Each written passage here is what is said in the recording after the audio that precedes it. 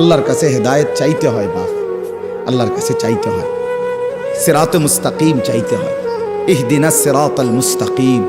আল্লাহ বলে বান্দা, আল্লাহর কাছে সঠিক রাস্তা এটা প্রতিদিন চাইতে হয়। এতটা গুরুত্ব কেন দিলেন? ফজরের নামাজ, জোহর, আসর, মাগরিব, এশা, ফরজ নামাজ, সুন্নত নামাজ, নফল নামাজ, তাহাজ্জুদ নামাজ, আউয়াবিদ নামাজ, ইশরাকের নামাজ। আপনি বলেন আরে আল্লাহ আমি প্রথম রাকাতে কইছি তো এটা। আল্লাহ আবার কো, আবার কো, তৃতীয় রাকাত আবার কো বেটা, আবার কো, আবার কো, কারণ এটা তোর প্রতিদিন দরকার। ইহদিনাস সিরাতাল মুস্তাকিম।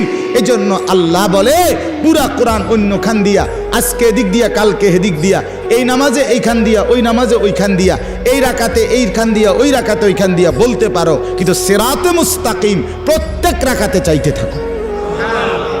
সকাল, দুপুর, বিকেল, সন্ধ্যা, রাত হরদম চাইতে থাকো। সিরাতে মুস্তাকিম বড় নিয়ামত। হ্যাঁ সুবহানাল্লাহ। ও আমি এখন এখানে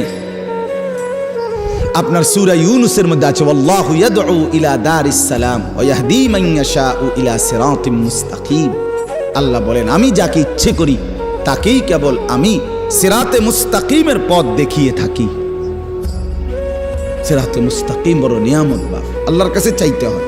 আমাদের প্রিয় নবী সাল্লাল্লাহু আলাইহি ওয়াসাল্লাম যিনি হেদায়েতের রাস্তা চিনাইতেন, যিনি আল্লাহর পথ বলতেন, সেই তিনি পর্যন্ত আল্লাহর কাছে হেদায়েত চাইছেন।